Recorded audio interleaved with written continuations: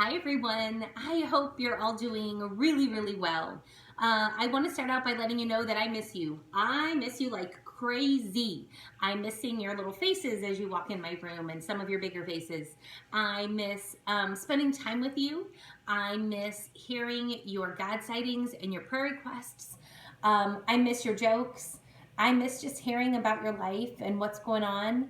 And mostly I miss getting to share about Jesus with you. And so today I decided to hop on here and give it a shot. I'm typically in front of a classroom of students and not in front of a camera.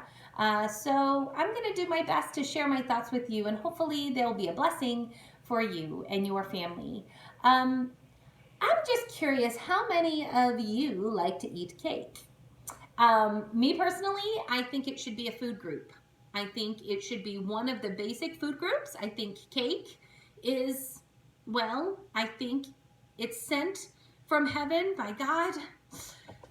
Okay, not really, but it is a good thing. It is a good gift. And speaking of good gifts, I don't know about any of you, if you've been looking for God in your life, the God sightings that we usually share almost every week at the beginning of our class. We're always looking for good things that God's doing in our life.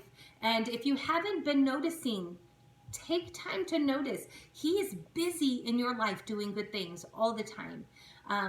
He never stops doing good things in our lives. He loves us, guys, a lot. And he is very busy in your life and in the lives of people that you know and that you love. So I hope that you're noticing the good things that he's doing.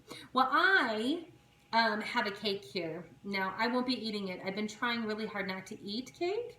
I made this one for my husband, and it smells pretty delightful, to be honest with you. Chocolate's not my favorite cake, though. I like chocolate. It's good. But I love like a white cake with buttercream frosting. That is my favorite cake.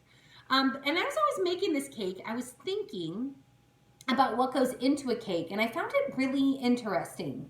So we've got flour goes into cake, and if you're making a chocolate cake like I did, then you put some cocoa powder in there, and eggs, and believe it or not, salt, and baking soda, and this one had some oil in it. And let's not forget the most yummy ingredient, the sugar. The sugar is super yummy. That's the thing that makes the cake the most special, I think. And so I started thinking about the ingredients, and I started thinking about the fact that they must all taste super delicious because cake is super delicious, and all these things go into the cake, so they must. But they don't. They don't. I don't know if you've ever tasted these ingredients separately, and there are a few that I definitely don't recommend. Like flour. Have you ever just tasted flour, like just had a big old, I'm not going to do it, because I have tasted flour, and it's bland, and it's dry, and it's pasty, and it's gross.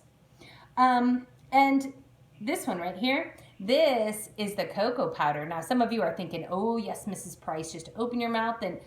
But this too, this doesn't have sugar in it. It's just a dry powder, really chocolatey, not sweet at all, and very pasty, and also really gross. It's deceiving with how it looks, but it's gross. A spoonful of salt, yeah, that would be terrible. You would need a gallon of water to wash that down. These guys, don't recommend you ever trying these without them being cooked, because, well, they can make you really sick for one, but they're also like super slimy and totally disgusting.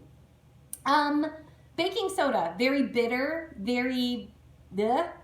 And this right here, don't take a big chug of this or you'll be gagging for sure. But again, let's go back to the sugar. This is pretty delicious. Even a spoonful of that. Mary Poppins says it helps the medicine go down. I'm not going to argue with Mary Poppins. I'm sure she's absolutely right. So looking at these ingredients, I look at them and I think, ooh, they're not good. They're on their own, they're just really not good. And then I started thinking about some of the things going on right now that seem really not good.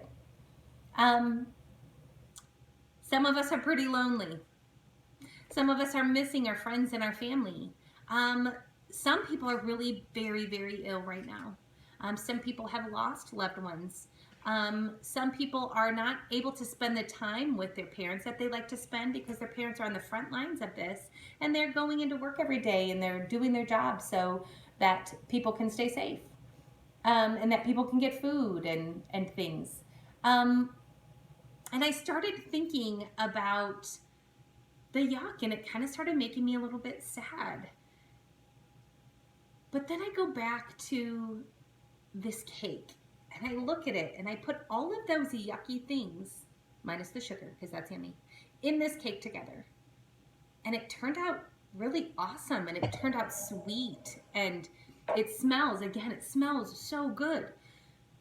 So those yucky things were mixed in with that good sugar, and this really magical thing happened. This really awesome, amazing, beautiful thing happened. This end product that was lovely. The sugar, I would say, would represent some of the good things that are going on right now. And I bet you could name a bunch.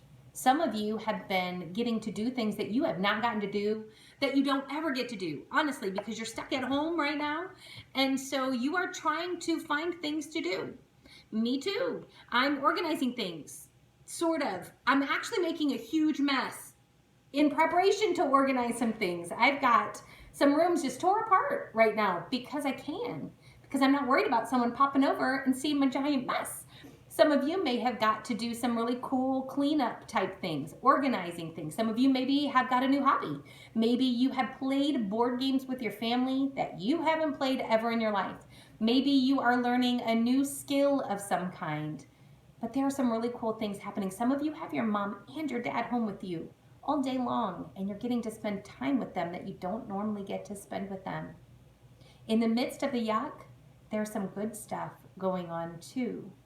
And God actually has a Bible verse I'm going to read to you guys. It's Romans 8:28.